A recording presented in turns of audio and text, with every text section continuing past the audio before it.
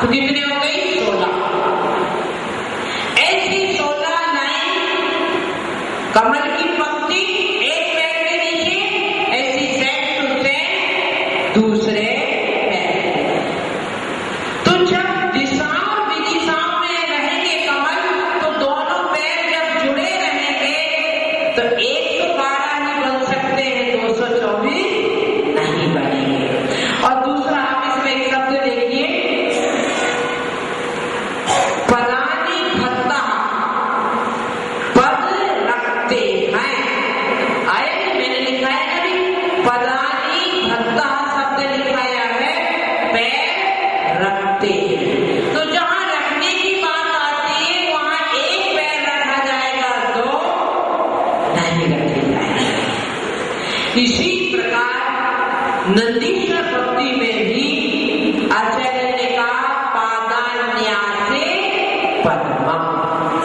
पादान्यासे, न्यासे में रखना, जहां भगवान कम पैर रखते हैं पद्मम, वहां कमल, स्वर्ण कमल की रचना होती है। तो भगवान दोनों पैर से नहीं, आदमी जब चलेगा तो दो पैर एक साथ जोड़ के चल सकते क्या? नहीं चल सकते।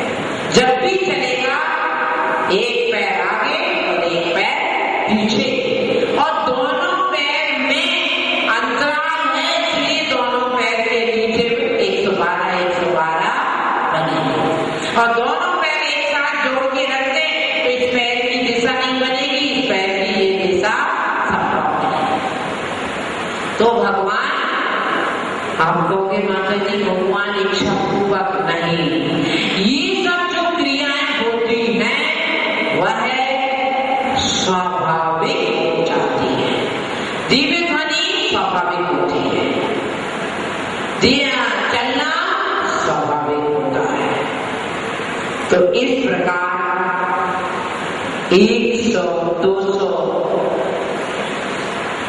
25 कमल जहां पैर रखते हैं उसके नीचे एक है ना, जो रखा जा रहा है, क्योंकि वहां एक और 112 इधर। इस प्रकार 225 स्वर्ण कमल की रचना होती है। समझ में आ गया नहीं? मैं परीक्षा में पूछूंगी, पेपर आप कर रहे, क्वेश्चन आप करा दिए है ना, ध्यान से तो प्रयास है। आप कहोगे माता जी आप इतनी बातें बता रहे हैं, हमें याद नहीं रहेगी। याद रहे न रहे, संस्कार तो साथ में जाएगा। जो निसर्ग सम्यक दर्शन होता है उसमें ऐसी सुना ही पूर्व का स्मरण आने पर सम्यक की प्राप्ति हो जाती है। इसलिए आपने बड़ा सुनता माता जी हमें याद नहीं रहा, हम क्या करें, परीक्षा देके क्या करें, लिख नहीं पाएंगे। परंतु प्रयास हमेशा करते रहना। हम लोग भी जितना पढ़ते हैं पूरा पूरा हमें भी थोड़ी आता है, ठीक है, हम उसमें सतत लगे रहते हैं तो परसेंटेज होता है। आप कभी कभार लगते इसलिए परसेंटेज कम होता है, लेकिन बाबा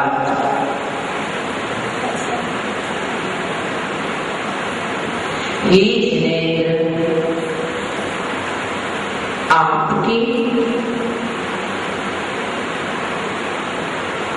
पावन चरण युगल नूतन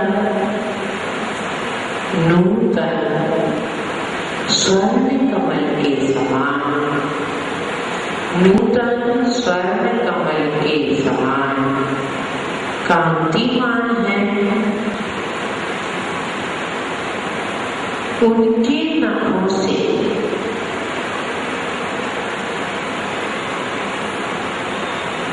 उनकी चरणों के नखों से, चरणों के नख से, चरणों के नख से चारों दिशाओं में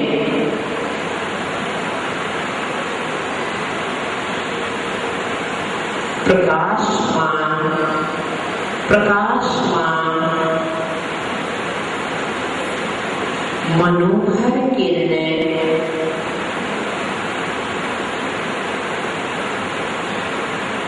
मनोहर किरणें फैलती हैं।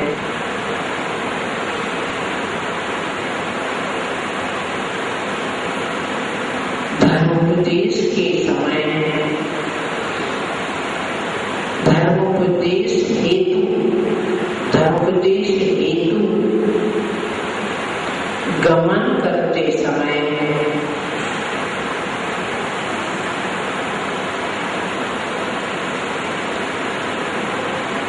गमन करते समय देव लोग भक्ति में रत होकर आपके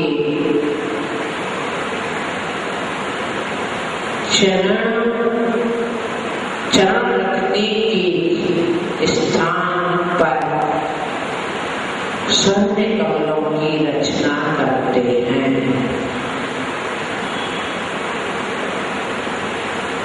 स्वर्ण कमलों की रचना करते हैं।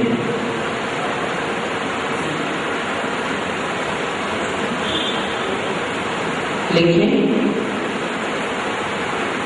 प्रस्फुरति ओम ह्रीं नमो विभूषहि पत्ता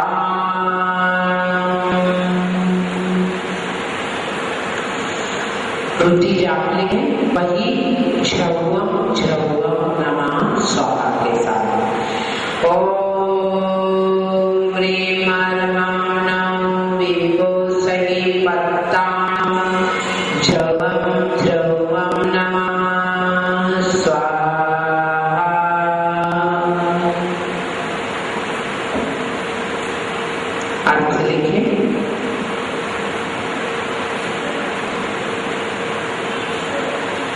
ऐसे ऋषि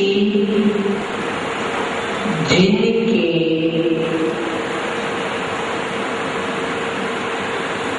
मन से स्पर्शित वायु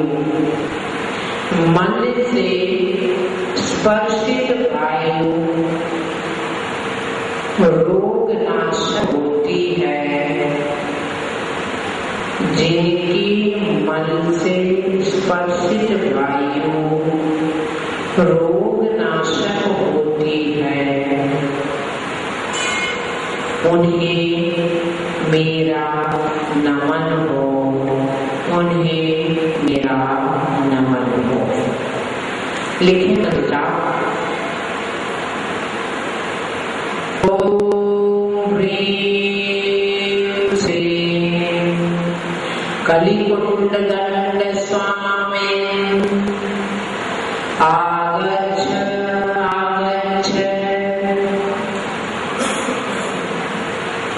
आत्ममन्त्रान्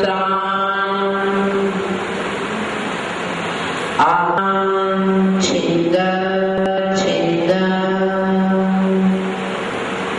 मम समीहितं कुरु। ये वाला लक्ष्मी प्राप्ति कारक वृद्धि और मंत्र है। मंत्र एक बार बोलना भी ठीक है। एक बार ओम ह्रीं श्रीं कलिकुंड दंड स्वामी मंत्रान् आकर्षय आत्ममन्त्रान् रक्ष परमन्त्रान् छिन्द मम समीहितं कुरु स्वाहा। मंत्र बोलते समय एक नाद होना चाहिए। आप किस पर एक नाद होना चाहिए, ध्वनि। ओम ह्रीं श्रीं कलिकुंड दंड स्वामी, एक नाद होना चाहिए। चलिए लिखे विधि यंत्र का सर्व संपत्ति लाभदायक यंत्र। उत्तर की ओर यंत्र को विराजमान अभिषेक पूजन आरती मंगल कलश से स्थापना शुद्ध घी का दीपा।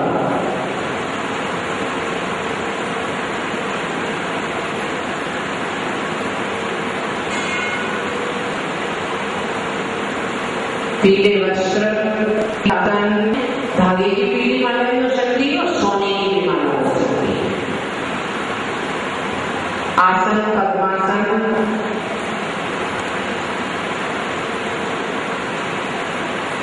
द्वादशांग धूप,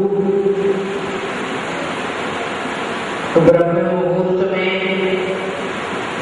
36 वाकावे ऋतिजा और 36वें काव्य ऋद्धि मंत्र की आराधना से स्वर्ण आदि के व्यापार में लक्ष्मी का,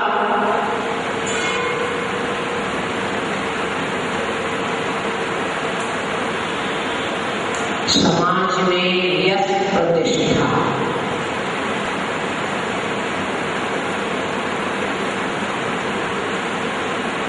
चलिए अब जाएं कहानी पर।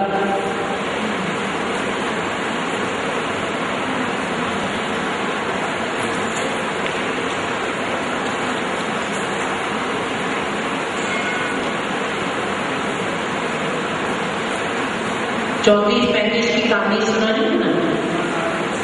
हाँ जी, कल 32 33 की सुनाई थी, आज 34 35 की और 36 की अलग।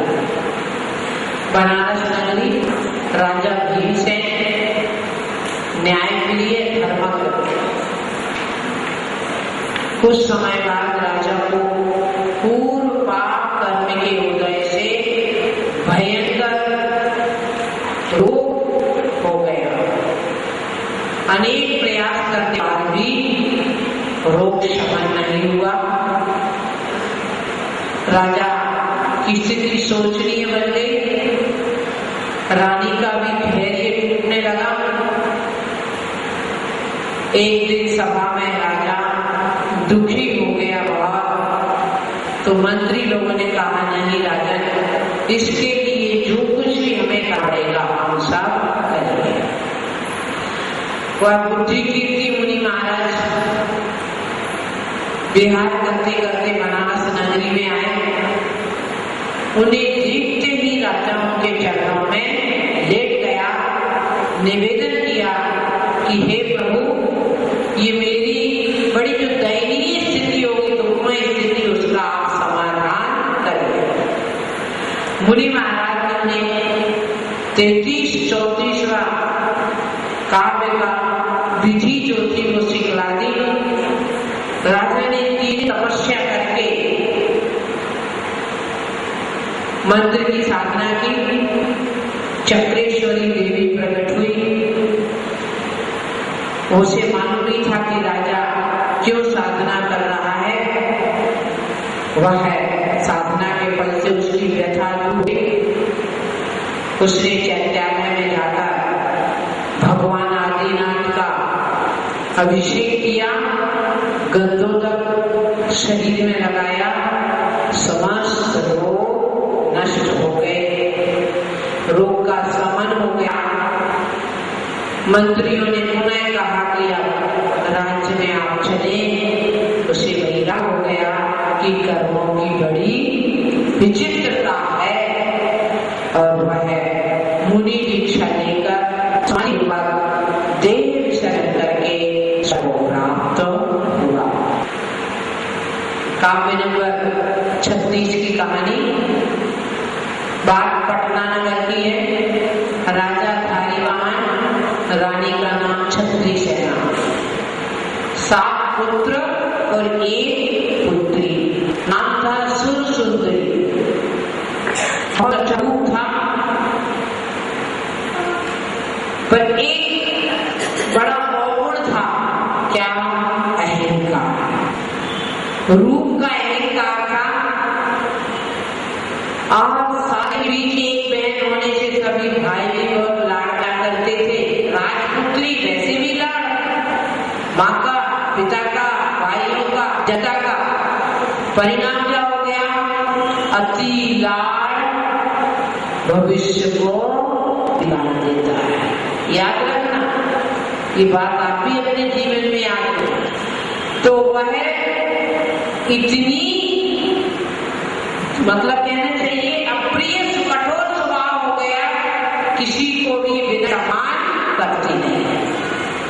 एक दिन वह मंदिर जा रही थी, राजपुत्रियों की पालकी में बैठ के तो जाएगी, तो मंदिर जा रही थी, तो दिगंबर की प्रतिमा को देखकर यह नग्न है करके जिसका बहुत अभिनय किया, बहुत अप्रिय, जो शब्द नहीं चाहिए वह शब्द बोले। और उसने ये वस्त्र नहीं है आदि कुछ भी नहीं आदि इस प्रकार की उसने अभिनय की। और जब मंदिर के बाहर निकली तो एक मुनि महाराज मिल गए,